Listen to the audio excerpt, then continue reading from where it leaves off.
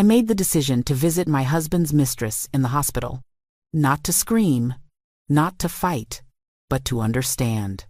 To look her in the eyes and see what she had that I didn't after 30 years of marriage. But when I pushed open the door to that hospital room, everything I thought I knew about my life shattered.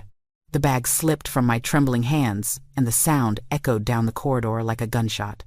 That moment, the blur of white sheets, the smell of disinfectant, the silence before recognition, was the end of the woman I used to be. Before we go any further, I want to thank you for being here with me today. If you're watching this, hit that like button and subscribe, because what I'm about to share with you isn't just a story about betrayal. It's a story about survival, about a woman who learned that love can be the most dangerous lie of all. The corridors of Charleston Mercy Hospital stretched endlessly before me that Tuesday afternoon. The fluorescent lights buzzed overhead, casting that sickly white glow that makes even the living look half dead. Every step of my low heels clicked against the polished tile like a countdown to my own execution. I clutched my brown leather purse to my chest like armor, my wedding ring biting into my skin with each squeeze. Room 212. I had repeated that number for days, like a curse I couldn't escape. It took me 3 weeks to find the courage to come here, 3 weeks of sleepless nights, untouched dinners, and watching my husband Richard slip further and further away from me.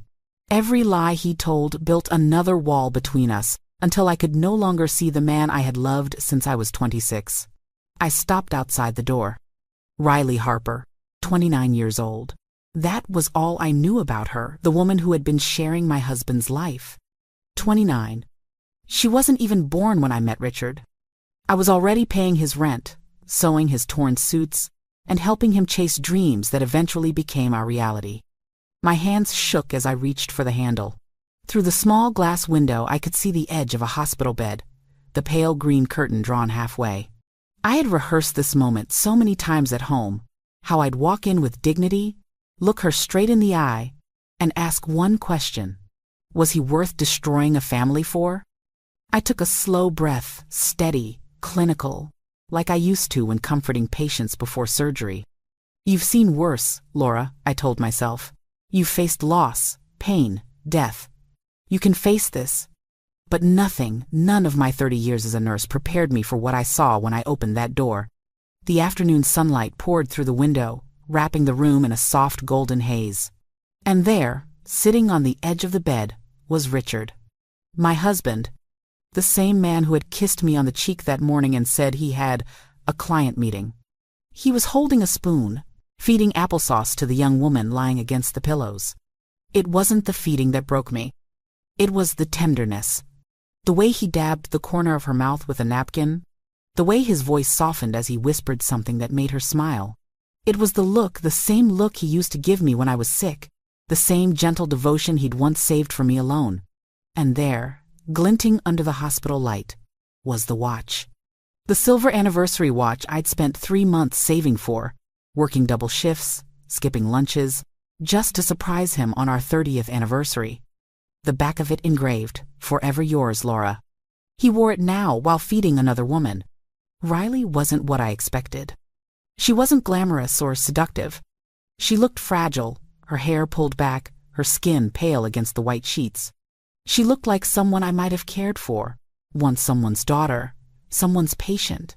But the way Richard looked at her, God help me, it was the look of a man completely gone. My purse slipped from my hands. Lipstick, keys, glasses all scattered across the floor in a clatter that made both of them turn. Richard's face drained of color. The spoon froze midair. Our eyes met, and 30 years of marriage disintegrated in a single heartbeat. "Laura," he whispered, voice strangled. This isn't." But I didn't stay to hear his excuses.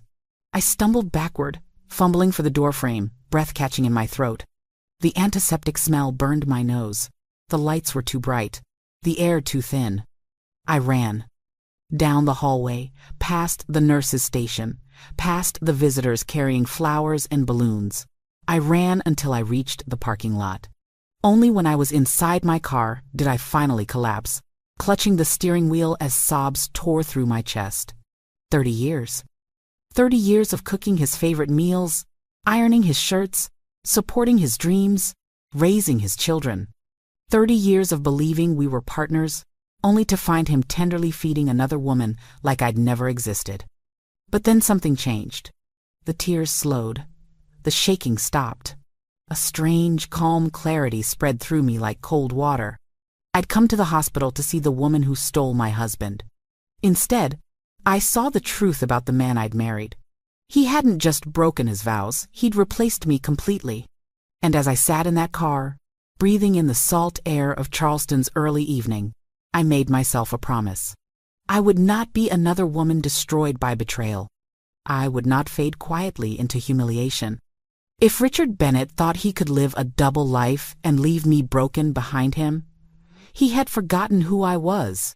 Because before I was his wife, I was a nurse. I noticed things. I remembered details. And when someone's life or mine was on the line, I didn't quit. That day, something inside me shifted from heartbreak to purpose. I didn't know it yet, but I was about to uncover something far darker than an affair. And when I did, Richard Bennett would finally learn what happens when a woman stops forgiving and starts fighting back. When I drove home from the hospital that evening, the streets of Charleston blurred into streaks of gray and gold outside my windshield. The city I had loved all my life, the pastel houses, the magnolia trees, the rhythm of the tide felt foreign, like I was seeing it from underwater. Everything looked normal, yet nothing was. I parked in our driveway and stared at the house Richard and I had built 25 years ago. The porch light was still on, the azaleas trimmed, the flag fluttering lazily by the mailbox. From the outside, it was a picture of stability. Inside, it was a monument to a lie. I sat there for a long time, fingers still trembling, before I finally walked in. The air smelled faintly of cedar polish, and his cologne, the same one that clung to his suit jacket earlier that morning when he'd kissed me goodbye, the same one that now reminded me of betrayal. I sat at the kitchen table and opened my phone, scrolling through photos. Our last vacation together, Hilton Head, 2 summers ago. Richard's arm around me, both of us smiling, sunburned and happy. Or pretending to be. I looked closer. In every picture, his eyes weren't smiling. They were elsewhere. That's when I realized how long he'd been gone, even while still sitting across from me. But to understand how I got there, to that empty kitchen, to that moment of collapse, you need to know who we used to be. I met Richard Bennett 31 years ago, back when I was a new nurse working the night shift at Charleston General. He was 27, working as a junior accountant at a failing firm, living off coffee and ambition. He'd come to the hospital cafeteria every night around midnight, reviewing numbers under the harsh fluorescent lights. He looked exhausted, yet determined. I admired that. I brought him extra sandwiches from the nurses' lounge, and before long, he was waiting for me each night, with a shy smile and a new story about his dream of opening his own financial advisory company one day. I believed in him more than I believed in myself back then. When his firm downsized and he couldn't afford rent, I let him stay with me. When he couldn't afford tuition for his certification program, I took extra shifts. We built our life like that, one sacrifice at a time, one dream stacked upon another.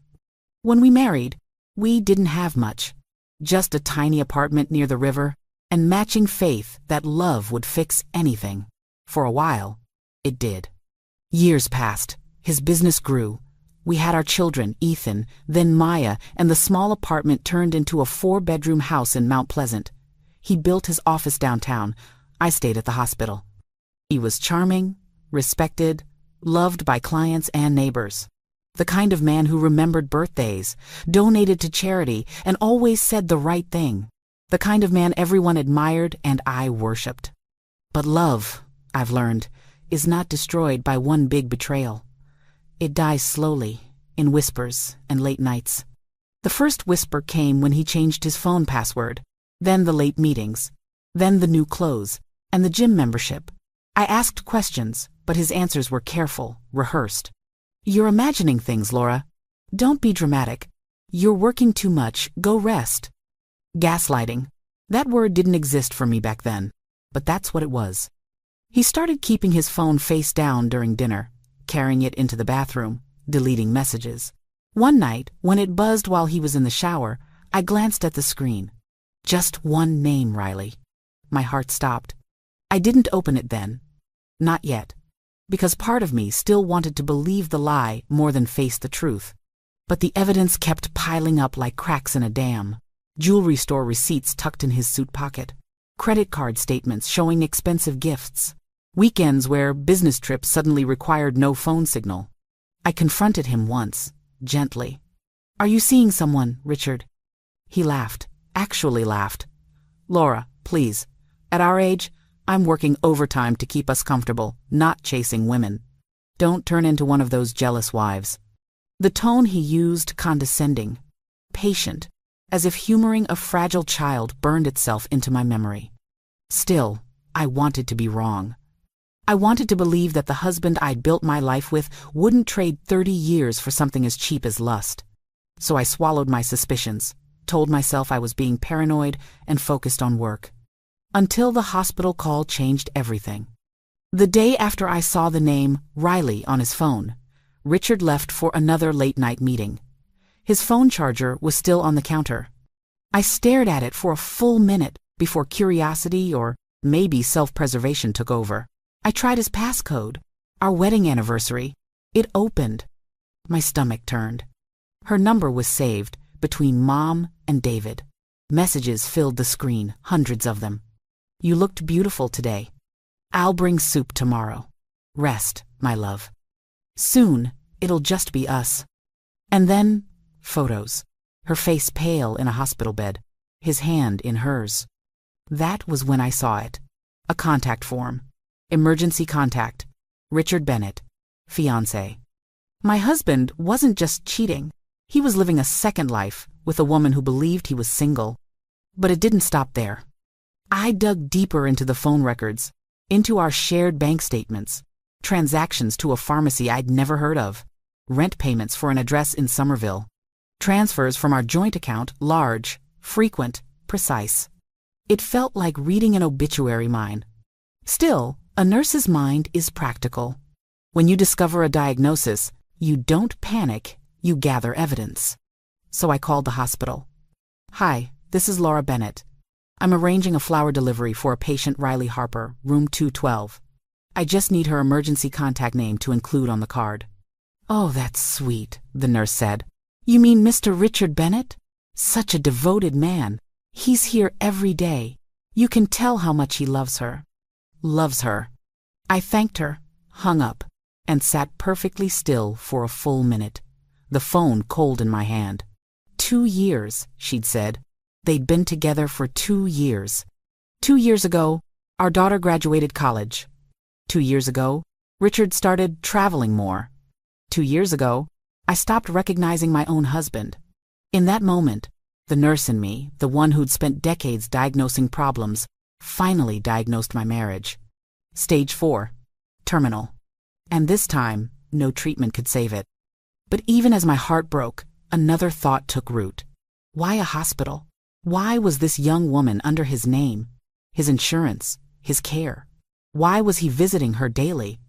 I opened my laptop and searched her name through medical public records. One article caught my eye. Local woman hospitalized after suspected overdose. Authorities report no foul play. Overdose, not an accident. Something twisted in my gut. A girl half my age nearly died, and my husband was the man by her side. That night, I sat on the edge of our bed, staring at the reflection of myself in the mirror. My face looked older, sharper, but my eyes were clear for the first time in months. He wasn't just cheating.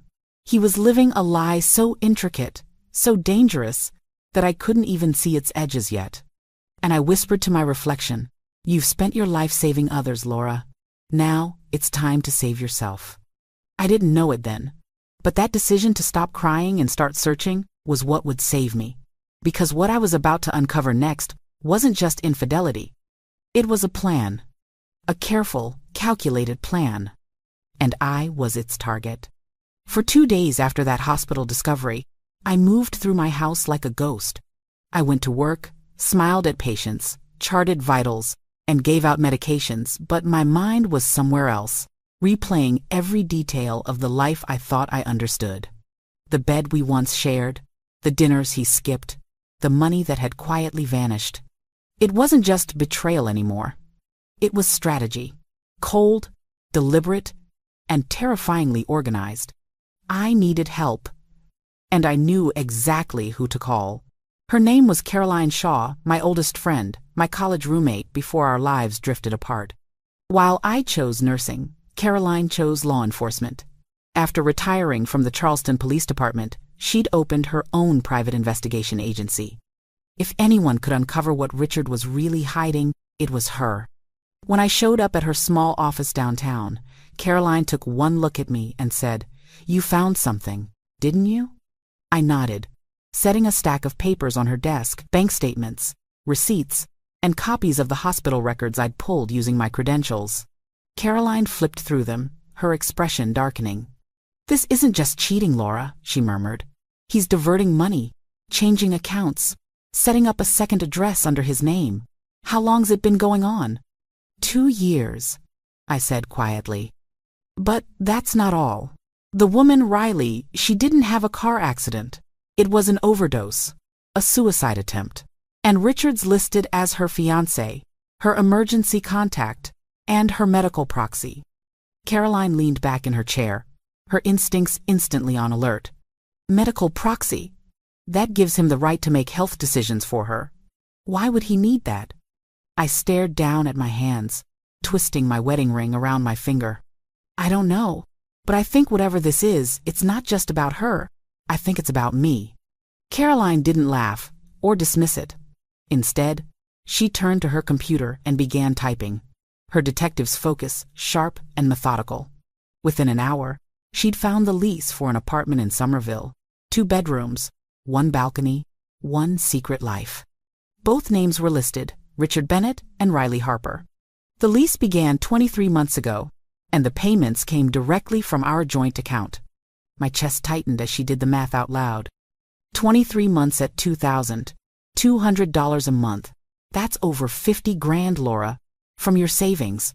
$50,000 of my hard-earned overtime pay used to build the home of his affair. But that was only the beginning. Caroline dug deeper into the digital records, tracing Richard's phone calls and online activity. She found frequent contacts with Somerset Wellness Institute, a private psychiatric center just outside Charleston. Her brow furrowed as she clicked through a recovered transcript. "He called multiple times," she said slowly, "asking about evaluation protocols, insurance coverage, and the legal process for guardianship of a spouse deemed mentally unfit." I felt the air leave my lungs. "What?"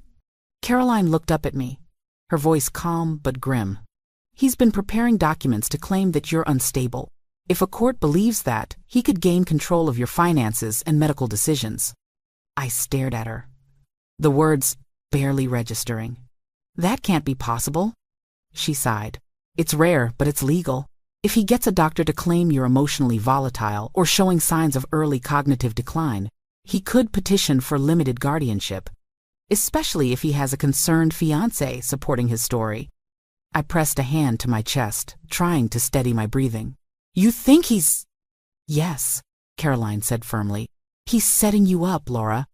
My world, already fractured, now cracked completely.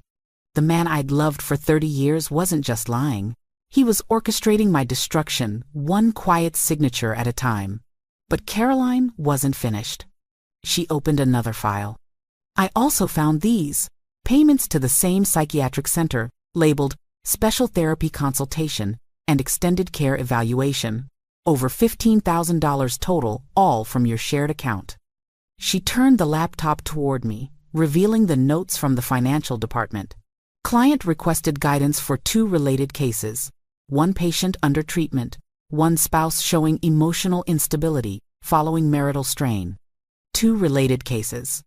Riley Harper and me. I felt sick. He'd used the same facility for both of us. For her, the patient who loved him too much. For me, the wife who knew too much. I whispered, "He's going to make me look insane." Caroline reached across the table, placing her hand over mine. "No, he's going to think he succeeded." That's the only way we beat him." I looked up, confused. "What do you mean?"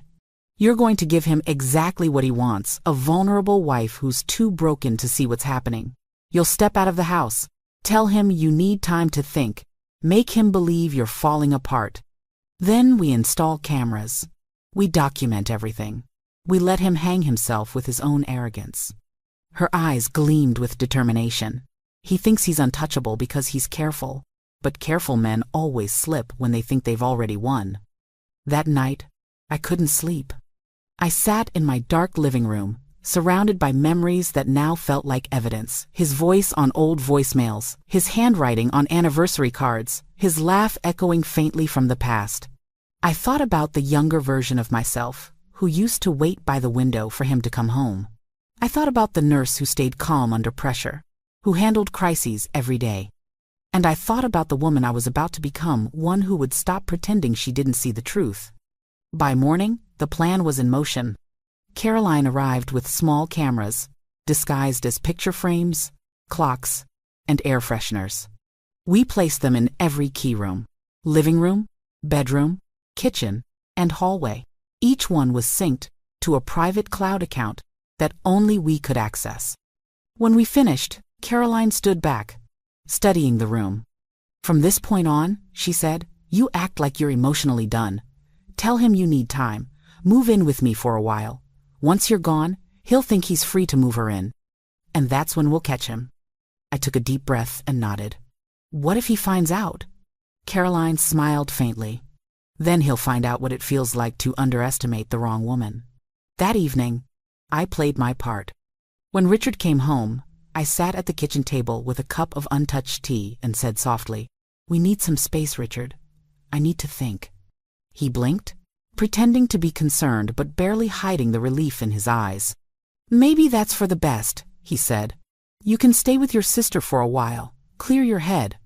I nodded, my voice steady. "Yes, that's what I'll do." As he walked away, I realized he'd already written my obituary in the language of mental instability and emotional weakness. But he didn't know that the woman he thought was breaking down was actually standing up for herself. When I closed the door behind him that night, I wasn't the victim anymore. I was the witness. And what he did next would be caught on camera, every word, every lie, every cruel gesture. The truth was coming for him. And it would arrive wearing the calm smile of a nurse who'd finally stopped saving everyone else and started saving herself. 3 days after I left the house, the cameras caught everything. It was a quiet Sunday afternoon when Richard's black Mercedes pulled into our driveway. But he wasn't alone. I sat in Caroline's apartment 2 blocks away, watching the live feed on her monitor. My stomach twisted as the passenger door opened. Riley Harper stepped out fragile, pale, walking slowly, her arm hooked through my husband's. He helped her up the porch steps, used the key I'd given him 30 years ago, and unlocked my front door. The cameras clicked to life. "There it is," Caroline whispered. "He just crossed the line." On screen, Richard was smiling as he guided Riley inside. He carried her bag, set it gently on my couch, and began showing her around as though she'd bought the place. I watched him open the bedroom door, my bedroom, and say, "You'll rest here for now. It's peaceful. You'll like it." Peaceful. That was the same word he'd used to convince me to move into that house decades ago. As the hours passed, the cameras captured everything, him cooking in my kitchen, her laughing, him touching her hand. But it was what they said that gutted me. "Whose things are these?" Riley asked, holding up one of my framed family photos. Richard chuckled softly. "Just some old memories. The woman who used to live here couldn't let go of the past." He took the picture from her hands and set it face down on the counter. "We'll redecorate soon. This house is ours now. Ours." Riley smiled faintly. "What happened to her?" "She's not well," he said, his tone perfectly rehearsed.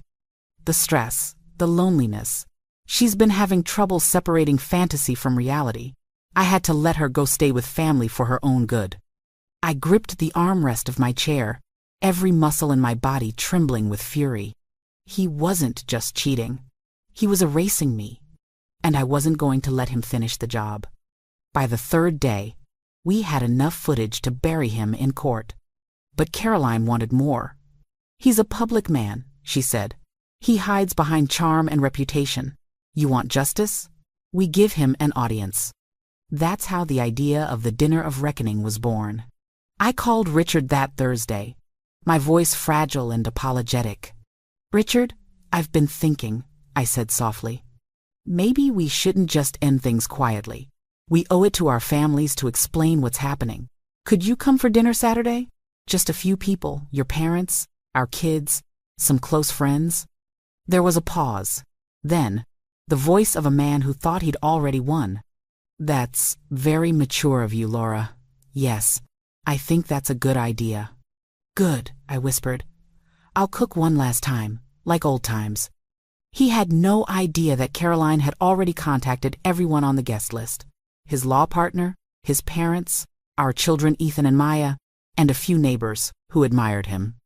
Each of them had received the same message. "Please come. There's something you need to see." Saturday arrived clear and warm, a deceptive kind of beauty. I returned to the house early that afternoon. Richard and Riley had left earlier that morning. Our footage showed them at her apartment. I walked through the front door, my steps deliberate, and stared around the living room. The photos of my family were gone. My grandmother's vase was missing. The place smelled like her perfume.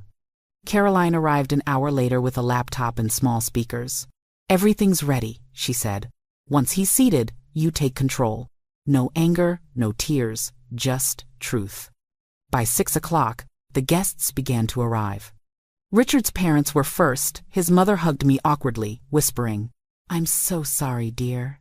He said you've been unwell." I smiled politely. "That's what he told you, huh?" Then came our children, visibly confused but trying to stay calm. Finally, Richard walked in, wearing his best suit and that same self-satisfied smile that once made me weak. "Laura," he said warmly, kissing my cheek. "Thank you for doing this. It means a lot." He turned to the guests. "I thought this would be a good chance for closure. My wife has been struggling, but we're handling things amicably." The gall of him made my hands twitch, but I smiled sweetly. "Yes, dear, amicably." Dinner was quiet, uneasy. The clink of silverware filled the silence until I set my fork down and said, "Actually, there's something I'd like to show everyone before dessert." Richard frowned. "Laura, maybe now's not." I ignored him and walked to the laptop Caroline had set on the counter. The room went still as I pressed play. The speakers filled with the unmistakable sound of Richard's voice. "She's just someone I used to know," he said on the recording. "The woman who lived here before. That's all over now." Gasps rippled through the table. His mother's hand flew to her mouth. Ethan stared at his father, eyes wide. Richard shot to his feet. "Laura, where did you?" "Sit down," I said quietly. My voice had a weight it hadn't in years. "You'll want to hear the rest." The next clip played, Richard's laugh.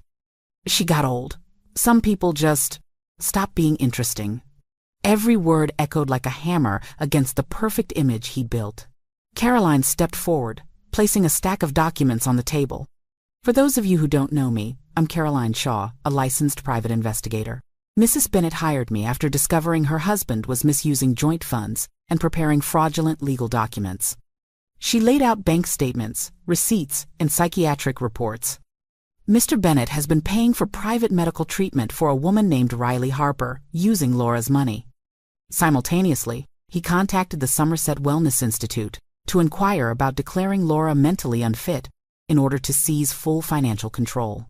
The room erupted in disbelief. Richard turned pale, sweat beading at his temples. "That's ridiculous." Caroline pressed a button on her phone. Another recording played Richard's voice, clear and calm. "If she loses touch with reality, it'll be easier for everyone. I can manage her assets, handle her care. It's for her own good." His law partner, David Cole, stood abruptly. "Richard, this is criminal. You'd lose your license for this." Richard's mother whispered, "My God, what have you done?" The room dissolved into murmurs, but I spoke over them, steady and cold. "You wanted to erase me, Richard. You wanted to make me disappear quietly so you could keep your perfect life intact. But you forgot who I am. I've spent 30 years watching people survive pain worse than death. I know what resilience looks like. I took a deep breath and looked straight at him. And now, so do you. Richard tried to speak, but the words failed him. His hands shook as Caroline handed him a thick envelope. "Those are divorce papers," she said, "filed this morning. And a restraining order. You'll be hearing from your licensing board soon, too." Ethan stood beside me, his face pale but resolute. "You disgust me," he said quietly to his father. Maya wiped tears from her cheeks. "Mom, let's go." I nodded, gathering my purse. But before leaving, I turned one last time. "You taught me something, Richard," I said softly. "When someone shows you who they really are, believe them. The woman you tried to erase will be the one they remember." And with that, I walked out into the cool South Carolina night, free, steady, and alive. Behind me, the man who thought he'd written my ending was watching his own story collapse. It's been a year since that night. Sometimes I still wake up expecting to hear the soft rumble of Richard's car in the driveway, or the clink of his coffee mug in the kitchen. Habits like that take time to die. But when the silence settles, it no longer feels empty. It feels peaceful. The divorce was finalized 6 months ago. Richard tried to fight it. Of course, claimed I'd entrapped him, said the recordings were manipulated. But facts have a way of surviving lies. The court saw everything. The bank statements, the recordings, the psychiatric paperwork.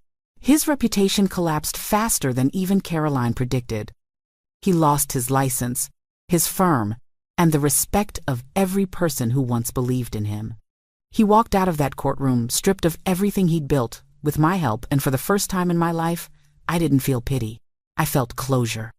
The settlement granted me the house, half of his remaining assets, and restitution for the money he stole. I could have retired comfortably right there, but I didn't. I wasn't done living. I went back to nursing this time not because I had to, but because I wanted to. I accepted a position as Director of Patient Care at Charleston Mercy Hospital, the same hospital where I first met Richard 30 years ago. The first morning I walked in wearing my new badge, I stopped by the window overlooking the courtyard. The magnolias were in bloom, their scent clean and strong. I smiled. Life, I thought, finds a way to bloom again if you let it. I started seeing a therapist too, something I'd once thought was only for other people. She told me something that stayed with me. You can't control who betrays you, but you can control how you rise. And rise I did. My children visit often now. Ethan says he's proud of me for not letting bitterness win.